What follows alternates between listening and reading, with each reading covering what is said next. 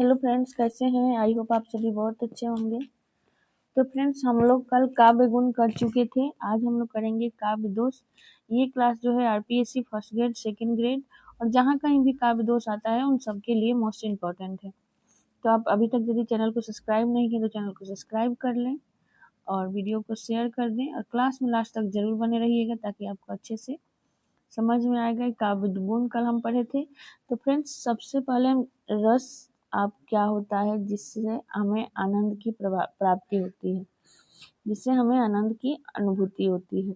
लेकिन आनंद के अनुभूति जब प्रभावशील होती है वो क्या होता है? वो गुण होता है। जब रस की अनुभूति जो होती है जहाँ पे प्रभावशील होती है वो क्या होता है? गुण होता है। और जब रस की अनुभूति में बाधक कोई तत्व बनता है वहां पे क्या होता है? दोष होता है। एक लाइन में समझे तो रस की अनुभूति में बाधा डालने वाले तत्व ही क्या है? काव्य दोष है। अब हम देखते हैं इस काव्य का अर्थ और परिभाषा क्या है। इसमें हम लोग काव्य का अर्थ परिभाषा देखेंगे, कितने प्रकार होते हैं, कौन से आचार्य ने क्या दिया परिभाषा वो देखेंगे, और हमारे सेकेंड ग्रेड में जितने दोष लगे हुए हैं उनका सभी का अर्थ, विश्लेषण और उसका उदाहरण देखेंगे। तो क्लास में आप लास्ट तक जरूर बने रहेंगे। तो फ्रेंड्स, काव्य के अर्थ अर्थात रस का अपकर्ष करने वाला या रसानुभूति में बाधा पहुंचाने वाला तत्व ही क्या है? काव्य दोष है। अभी हमने कहा जहाँ काव्य की रस की अनुभूति में बाधा जो तत्व पहुंचाता है वही क्या है? वही जो है दोष है काव्य का। तो फ्रेंड्स, भरत मुनि ने काव्य दोष को स्वतंत्र रूप से परिभाषित नहीं किया है, उसके बजाय उन्होंने गुणों के अभाव के रूप में देखा है। भरत मुनि जो है वो काव्य दोष को जहाँ कहे हैं कि जहाँ पे गुण का अभाव होता है वहीं पे क्या होता है? काव्य दोष होता है। अर्थात गुणों का विपर्याय ही दोष है, यानी गुण का उल्टा दोष है। गुण का जो उल्टा होता है वो क्या होता है? दोष होता है। उनका मानना है कि जिस काव्य में गुणों का अभाव होता है या जहाँ गुणों का उल्टा स्वरूप दिखाई देता है वहां पे क्या होता है? काव्य दोष होता है। ये किसने कहा है? ये भरत मुनि ने कहा है। ये भरत मुनि कहते हैं। उन्होंने काव्य दोष का अलग से कोई परिभाषा नहीं देते हैं। भरत मुनि ने कुल 10 काव्य दोष माने हैं। भरत मुनि ने काव्य दोषों की संख्या जो है कुल 10 मानी है। इसका वर्णन वे नाट्य शास्त्र के 16वें अध्याय में करते हैं। उनके द्वारा यानी भरत मुनि के द्वारा बताए गए कुल 10 काव्य दोष है: गूढ़ार्थ, अर्थांतर, अर्थहीन, भिन्नार्थ, एकार्थ और अभिलुप्तार्थ, न्यायोपेत, विषम, विसंधि और शब्दच्युत। ये क्या है? ये भरत मुनि के द्वारा बताए गए 10 काव्य दोष है जिसका वर्णन नाट्य शास्त्र के 16वें अध्याय में वो करते हैं। अब हम देखते हैं आचार्य मम्मट के अनुसार काव्य दोष की परिभाषा। तो मम्मट जो कहते हैं मुख्यार्थ हति दोषः, अर्थात मुख्य अर्थ की हानि ही दोष है। मुख्य अर्थ की हानि ही क्या है? दोष है। आचार्य विश्वनाथ के अनुसार रस का अपकर्ष करने वाला तत्व ही दोष है। और आचार्य विश्वनाथ कहते हैं कि जहाँ रस का अपकर्ष होता है वहां पे क्या होता है? दोष होता है। तो हमने क्या देखा? भरत मुनि का देख लिया। भरत मुनि क्या मानते हैं? काव्य गुण के अभाव में दोष होता है। उन्होंने सीधा कोई परिभाषा नहीं दिया। मम्मट ने दिया है मुख्यार्थ दोष हति दोष, अर्थात मुख्य अर्थ की हानि ही दोष है। अर्थात विश्वनाथ कहते हैं कि रस का अपकर्ष करने वाले तत्व ही क्या है? दोष है। सरल शब्दों में कहें तो जिस कारण से कविता का अर्थ समझने में कठिनाई होती है, उसकी सुंदरता कम हो जाए, वही क्या होता है? काव्य दोष होता है। आई होप आप काव्य दोष क्या होता है समझ गए होंगे। अब हम देखेंगे काव्य दोष के प्रकार कौन कौन से हैं। तो काव्य दोष के निम्न प्रकार हैं। देखिए, पहले सर्वसम्मति से काव्य दोष को मुख्य रूप से 3 श्रेणियों में बांटा जाता है। पहला पद दोष, पहला क्या होता है? पद दोष, शब्द दोष, शब्द दोष या पद दोष। तो शब्द दोष या पद दोष क्या होता है? तो जब काव्य में दोष का आधार कोई विशिष्ट शब्द होता है, जब काव्य में दोष का आधार कोई विशिष्ट शब्द होता है तो उसे शब्द दोष कहते हैं। यदि उस शब्द के स्थान पर उसका पर्यायवाची रख दिया जाए तो क्या हो जाता है? दोष दूर हो जाता है। अर्थ दोष, अर्थ दोष क्या होता है? जहां दोष शब्द में ना होकर अर्थ में होता है उसे अर्थ दोष कहते हैं। जहां दोष शब्द में ना होकर अर्थ में होता है वहां पे क्या होता है? अर्थ दोष होता है। यहाँ शब्द बदलने पर भी दोष बना रहता है। यहाँ पे क्या होता है? शब्द बदलने के बाद भी दोष जो है वो बना रहता है, क्योंकि शब्द कहाँ जो दोष है वो कहाँ है? वो अर्थ में है। जैसे उदाहरण के स्वरूप देखें तो दुष्ट क्रमत्व यानी लोक या शास्त्र के विरुद्ध क्रम या क्लिष्टत्व, कठिन अर्थ। तीसरा होता है रस दोष, यानी जब काव्य के मुख्य रस की अनुभूति में सीधे बाधा आती है तो उसे रस दोष कहते हैं। जब काव्य दोष के मुख्य रस में मुख्य अनुभूति में सीधे सीधे बाधा आती है तो वहां पे क्या होता है? रस दोष होता है। तो यहाँ पे दोष क्या है? गंभीर माना जाता है, क्योंकि रस ही काव्य का क्या है? आत्मा है। काव्य का आत्मा क्या है? रस है। भरत मुनि ने काव्य की आत्मा रस को कहा है। अब हम देखेंगे कि प्रमुख काव्य दोष, उसका उदाहरण जो कि हमारा सेकेंड ग्रेड और फर्स्ट ग्रेड में लगा हुआ है। फर्स्ट ग्रेड और सेकेंड ग्रेड में लगा हुआ है।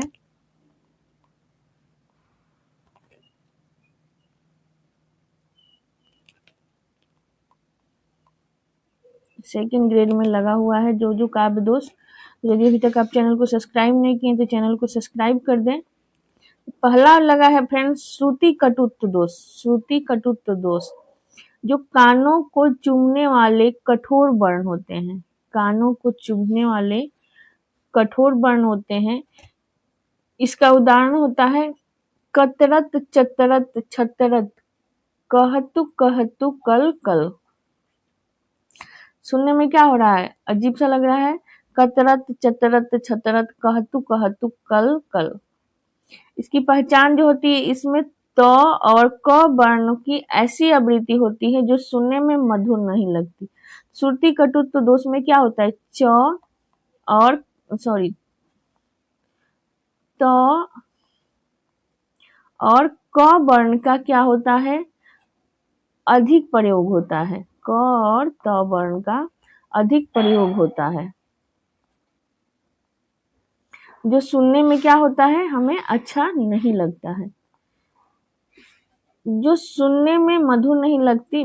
बी रस के अलावा अन्य रसों में ऐसे वर्ण दोष माने जाते हैं।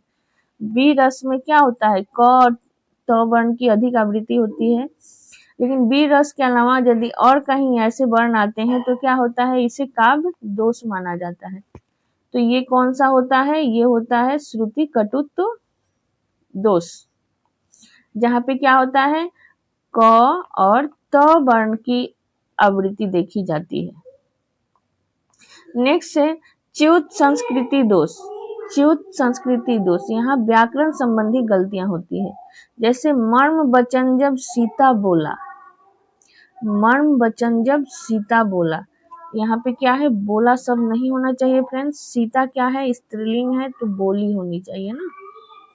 मर्म वचन जब सीता बोली, यहाँ पे सीता स्त्रीलिंग है इसलिए बोली होना चाहिए। व्याकरण की अशुद्धि के कारण यहाँ पे क्या है? च्युत संस्कृति दोष माना जाएगा। आप समझ गए च्युत संस्कृति दोष कहाँ होगा? जहाँ पे व्याकरण की संबंधी गलतियां होगी। तीसरा होता है क्लिष्टत्व दोष। क्लिष्टत्व दोष, यहाँ पे अर्थ समझने में कठिनाई होता है। अर्थ समझने में कठिनाई होती है। इसी का उदाहरण देखें, लंकापुरी पति को जो भ्राता तासु प्रिया नहीं आवती। लंकापति को जो भ्राता तासु प्रिया नहीं आवती।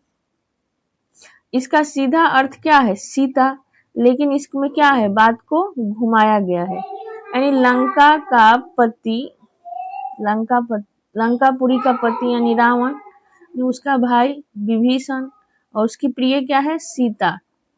अर्थ निकालने में बहुत मेहनत लगी, सीधा कह देता सीता। लंकापुरी पति को भ्राता यानी लंकापति का भ्राता कौन है, विभीषण। यदि नहीं होता तो क्या होता, सीता नहीं आती। तो यहाँ क्या है, अर्थ समझने में हमें कठिनाई हो रही है, इसलिए क्या होगा, क्लिष्टत्व दोष होगा। नेक्स्ट है ग्रामत्व दोष। ग्राम्यत्व दोष। यहाँ पे क्या है, गंवारू या ग्रामीण शब्दों का प्रयोग मिलता है। गंवारू या ग्रामीण शब्द या देशज शब्दों का प्रयोग मिलता है, ऐसे कह सकते हैं। तो मूड पे मुकुट धर्यो सुहत। मूड पे मुकुट धर्यो सुहत, पहचान क्या है इसकी, मस्तक या सिर की जगह क्या है, ग्रामीण शब्द मूड का प्रयोग किया गया है। ग्रामीण शब्द मूड का प्रयोग किया गया है।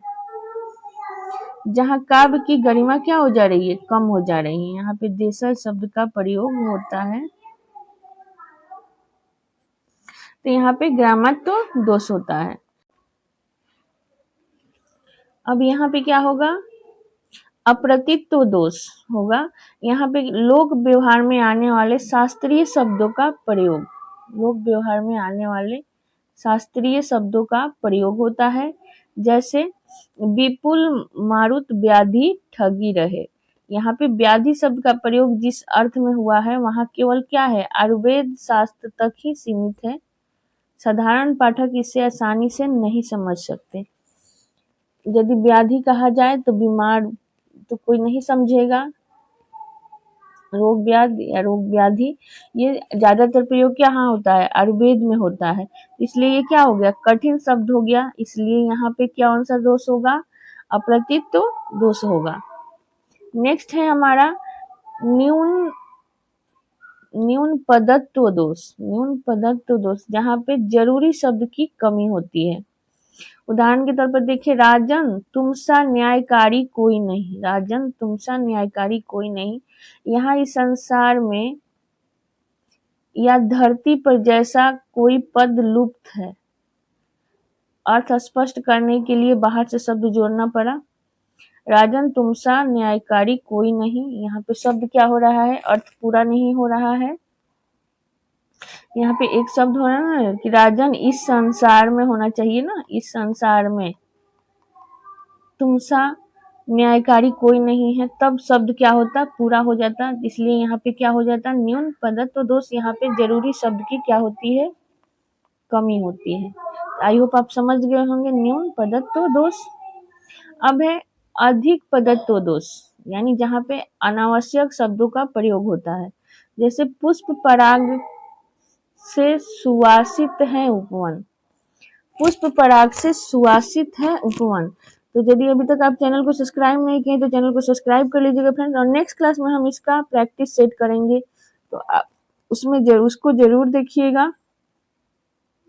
तो यहाँ पे क्या है, उदाहरण देखिए जहाँ अनावश्यक शब्दों का प्रयोग होता है, अधिक पदत्व दोष आते हैं। जैसे पुष्प पराग से सुवासित है उपवन।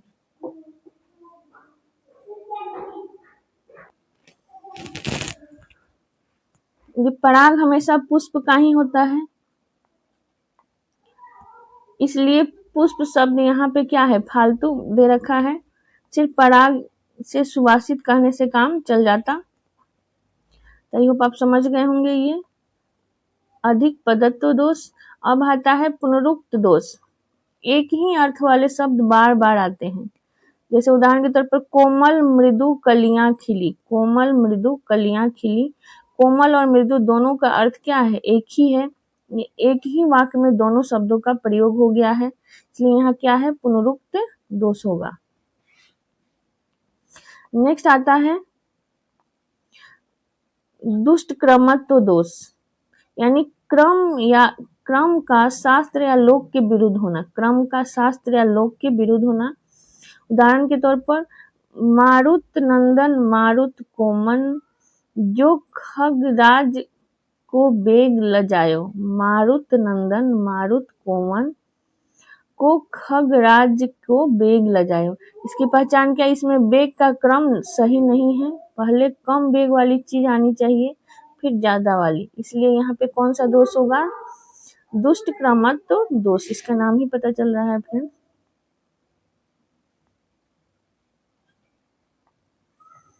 अब इसके विशेष तत्व हम लोग देख लेंगे कि भरत मुनि ने अपने ग्रंथ नाट्य शास्त्र में 10 दोष माने हैं। कितने दोष माने हैं? 10 दोष माने हैं। आचार्य मम्मट ने काव्य दोषों का व्यवस्थित विवेचन किया है और कुल 10 दोषों की संख्या कितनी मानी है? 70 माने हैं। अदोषो काव्य लक्षण में अदोषो शब्द का अर्थ है कि उत्तम काव्य क्या होना चाहिए? दोष रहित होना चाहिए। उत्तम काव्य कौन सा है? जो दोष रहित हो, जो दोष रहित हो वही, उसी को क्या उत्तम काव्य माना जाता है। आई होप आप समझ गए होंगे कि कौन कौन से दोष होते हैं। तो अभी तक आपने, कल हम लोग करेंगे इसका प्रैक्टिस क्वेश्चन।